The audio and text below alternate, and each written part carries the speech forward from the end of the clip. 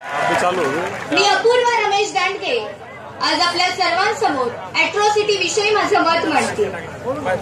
भारताच्या संविधानाने सर्वांना सन्मानाने जगण्याचा हक्क दिला। घटनेतील कलम 17 नुसार अस्पृश्यता नष्ट करण्यात आली। मात्र आजही दलितांवर अन्याय अत्याचार होतो। या अन्याय अत्याचार प्रतिबंध घालण्यासाठी सन 1989 मध्ये अॅट्रॉसिटी कायदा पारित करण्यात आला। मात्र त्याचाही फारसा उपयोग होत नसल्याचे आढळल्याने त्यात सुधारणा करण्यात आली आणि ते 1 जानेवारी 2016 पासून अंमलात आहे। खरं तर जातीगत विभाजित एकाच कुळाच्या बांधवांचा इतिहास डॉक्टर बाबासाहेब आंबेडकरांनी सांगितला होता आणि तो इथे मांडण्याचे तात्पर्य म्हणजे आज मराठा आणि दलित यांच्यामधील अॅट्रॉसिटी कायद्यामुळे चाललेला वाद होता। वास्तविक पाहता निरनिराळ्या जातीतील धर्मातील जो कोणी दलितांवर अन्याय अत्याचार करेल त्याच्यावर या कायद्याने कडक कारवाई करण्यात येते। मग त्याला मराठा समाजही मुळीच अपवाद नाही, पण तरीही या अॅट्रॉसिटी कायद्याविरोधात एकदा मराठा समाजाचा एवढा पेशाने का उतरला हा प्रश्न मला पडतो। कोकणीतील एका घटनेनं आज मराठा समाज पेटून उठला आणि हा संताप खरं तर साहजिकच आहे, कारण मीही एक मुलगी आहे। मलाही एका मुलीच्या भावना समजू शकतात ज्या निष्पाप कोवळ्या मुलीवर अन्याय अत्याचार करून तिला ठार मारण्यात आले। ही घटना माणुसकीला काळीमा फासणारी आणि मनस्वी चीड आणणारीच आहे। तसे पाहिले तर सर्व दलित समाजाने या घटनेचा निषेधच केला। कुणीही आरोपीची बाजू घेतली नाही अथवा प्रतिमोर्चेही काढले नाही। आज कोकणी प्रकरण न्यायप्रविष्ट असतानाही त्याचा एवढा त्रागा करण्यात येतो आहे। तसे पाहिले तर माझा दलित समाज हजारो वर्षापासून अन्याय अत्याचाराचा बळी ठरलेला आहे आणि त्यामुळेच या भरमोर्चात माझा एक खडा सवाल आहे की कोकणीसारख्या गावोगावी लाखो आई बहिणींची अब्रू वेशीवर टाकली जाते, तेव्हा का हा समाज आपल्या आया बहिणींसाठी लाखोंच्या संख्येने विराट मोर्चे काढत नाही? येथे उपस्थित असलेल्या बांधवांनो, आजही दलितांवर अन्याय अत्याचार होतो। क्षणोक्षणी दलितांना ठेचला जातोय, त्यांना जीवे मारण्यात येते। काबड कष्टातून कमावलेल्या थोड्याफार संपत्तीवर, जमिनीच्या तुकड्यावर जात दांडग्यांचा डोळा असतो। कटकारस्थान रचून हडपायचे आणि दलितांना पुन्हा म्हणून व्यवस्थेत नेण्याचा प्रयत्न आजही राजे रोजपणे घडतोय। येथे उपस्थित असलेल्या माझ्या आया बहिणींनो, आज शहरी भागातील परिस्थिती सोडली तर महाराष्ट्राच्या हजारो ग्रामीण भागात यापेक्षा वेगळे जीवन तुम्हाला कुठेच आढळून येणार नाही। अन्यायाच्या विरुद्ध न्यायाच्या आशेने लढताना माझ्या दलित बांधवांचे जीवन मोर्चा आंदोलनातच जाते। माझे इतर समाज बांधव अन्न पाण्यावर जगत असतील, पण माझ्या दलित समाजाला मात्र आजही अन्न पाण्याबरोबरच मोर्चा आंदोलनाची गरज लागते, हे वास्तव आहे। कायद्याने अधिकार दिलेत हो, पण तरी सहज काहीच मिळत नाही। कायद्याने मिळालेल्या अधिकाराचा लाभ घेण्यासाठी आज रक्त आटवावं लागतं। भर उन्हात घशाला कोरड पडेपर्यंत घोषणा द्याव्या लागतात। अॅट्रॉसिटी बाबतची हीच परिस्थिती आहे। प्रथम अन्यायात बळी जायचं, मग न्याय मागण्यासाठी पोलिसांकडे गेलं की त्यांच्या लाठ्याकाठ्या खायच्या। गुन्हा नोंदवू नका म्हणून गुंडांचा दबाव, त्यामुळे ना खडका ना खाटका अशा केबिनवाल्या परिस्थितीत माझ्या दलितांनी काय करावे? अंतर्मुखाने थोडासा विचार करा हो। जरा भूतकाळात जा मराठ्यांनो। महाराष्ट्राच्या आणि देशाच्या सत्तेत गेली अनेक दशके तुम्हीच होतात। तुम्हालाच सर्वोच्च स्थान होते। तुमचा शब्द हा अंतिम शब्द मानला जायचा। तेव्हाही जाती धर्माच्या जात्यात दलितच भरडला जात होता। रोज कुठे ना कुठे एका तरी दलिताची शिकार व्हायची। जंगली प्राणी जसे शिकारीवर तुटून पडतात, मृत शरीराचे लचके तोडतात, त्याप्रमाणे अस्पृश्यावर हल्ले व्हायचे। एखादा जात गुंड अस्पृश्यावर तुटून पडायचा, तो अगदी त्याचे प्राण जाईपर्यंत। पण खैरलांची हत्याकांडानंतर माझा पॅन्थर अधिक चवताळला। सरकारकडे न्यायाची भीक न मागता स्वतःचा जीव कुर्बान करून पर्याय यंत्रणा उभी करण्याचा संघर्ष माझ्या लाखो पॅन्थरांनी केला। जशास तसे उत्तर दिल्यानंतर जात दांडगे सरकले। सरकारी व्यवस्थेलाही दखल घ्यावी लागली। पण येथेही तुमचे कौशल्य आणि कुशाग्र बुद्धिमत्तेचा प्रत्यय आलाच।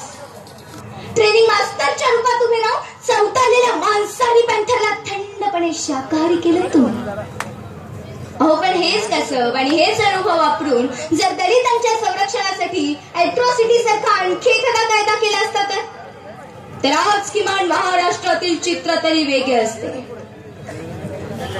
केंद्रात आणि राज्यात तुमचीच सरकार होती तेव्हा अस्पृश्यावर होणारा अन्याय शिगेला पोहोचला होता. इतकी वर्ष सत्तेत राहून तुम्हाला काहीच कसं साधता आलं नाही हो.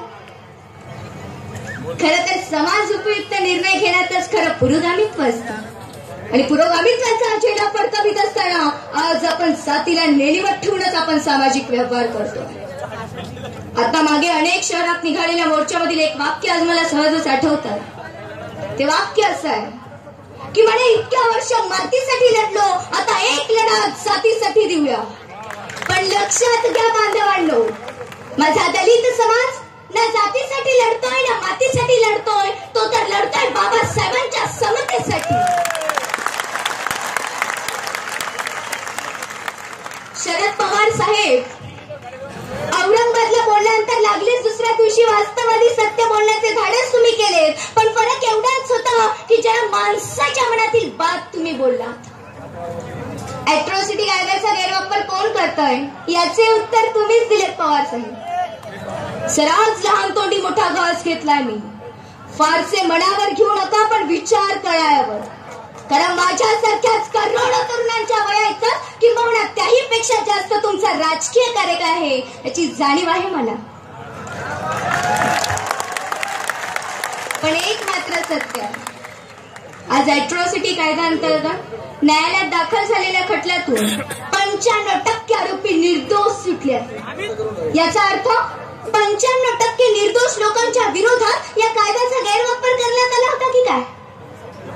मुळात अॅट्रॉसिटी खालील कोर्टात दाखल झालेल्या खटल्यातून आरोपींना शिक्षा लागण्याची मागणी आज 4.75% म्हणजे 5% नाही. याचाच अर्थ पोलीस पीडितेची केस भक्कमपणे सादर करीत नाहीत. या उलट आरोपींना लवकरात लवकर कसा जामीन मंजूर होईल, त्यांना लवकरात लवकर कशी सुटका होईल या हेतूने विचार करून पोलीस केस दाखल करतात. त्यामुळे आज माझं तरी प्रामाणिक मत आहे की अॅट्रॉसिटी कायद्याची गरज संपलेली नाही. आम्हाला आजही अॅट्रॉसिटी कायद्याची नित्यांत गरज आहे.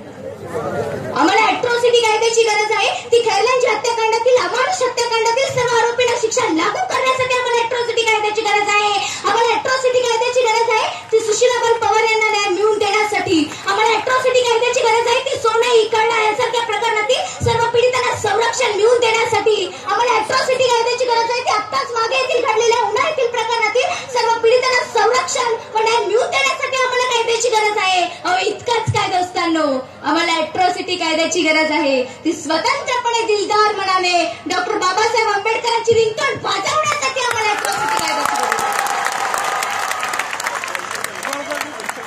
पण आजही आमच्यावरचा अन्याय मिटलेला नाहीये. आजही अॅट्रॉसिटी कायद्यातील 95% आरोपी निर्दोष सुटले. खैरलांची हत्याकांडासारख्या अमानुष हत्याकांडातील सर्व आरोपी आजही निर्दोष मुक्त आहेत. सोनाई खरडा यांसारखी प्रकरणातील आजही न्यायालयात प्रलंबित आहे. आणि मग अशाच अॅट्रॉसिटीचे आरोपी आज गावागावात मोकाट फिरतात, दहशत माजवतात आणि पुन्हा अन्याय अत्याचार करायला त्यांना रान मोकळे असते. होय, ही स्वार्थी प्रवृत्ती आज गावागावात पाहायला मिळते आणि या स्वार्थी प्रवृत्तीमुळे आज अॅट्रॉसिटीतील 95% आरोपी निर्दोष सुटणार नाही तर काय होणार. पण एक मात्र सत्य आहे, येथे उपस्थित असलेला माझा दलित बांधव कुठल्याही परिस्थितीत अॅट्रॉसिटी कायदा रद्द होऊ देणार नाहीत. हे लक्षात घ्या बांधवांनो.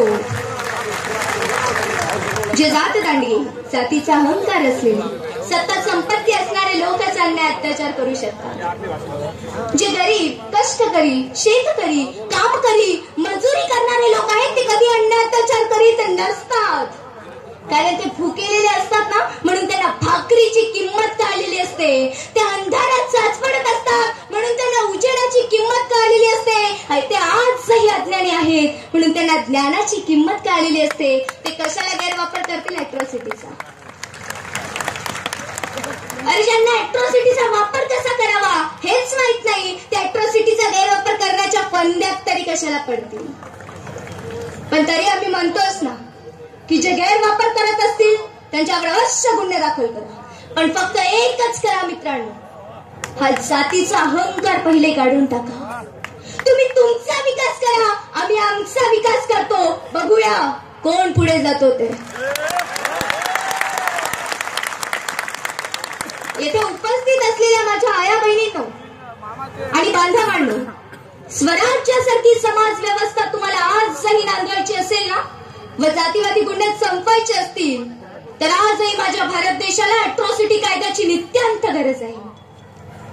आणि बांधवांनो, या मोर्चाचं नेतृत्व कुठल्याही राजकीय नेत्यानं केलेलं नाहीये, तर या मोर्चाचं नेतृत्व येथे उपस्थित असलेल्या प्रत्येक जनमानसाच्या मनातील आत्मीयतेनं केलेलं आहे. हा मोर्चा कुठल्याही जातीविरोधात अथवा कुठल्याही समाजाविरोधात काढलेला मोर्चा नाहीये, तर हा मोर्चा येथे उपस्थित असलेल्या प्रत्येक जनमानसाच्या हक्काच्या मागण्यासाठी काढलेला मोर्चा आहे.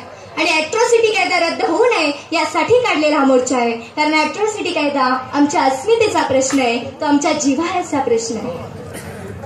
म्हणून शेवटी मी एवढंच म्हणेन की अॅट्रॉसिटी कायदा रद्द करा असं म्हटल्यानं कधी अॅट्रॉसिटी ऍक्ट रद्द होणार नाही. मोर्चा आंदोलनाने अॅट्रॉसिटी ऍक्ट कधी रद्द होणार नाही, कारण तो केंद्राने बनवलेला कायदा आहे. आणि माझा भारत देश हा बाबासाहेबांनी लिहिलेल्या संविधानावर चालणारा देश आहे, संविधानावर चालणारा देश आहे. एवढे बोलून मी थांबते. जय भीम, जय भारत, धन्यवाद. Very good Apurva. मनीषा वाघमारे.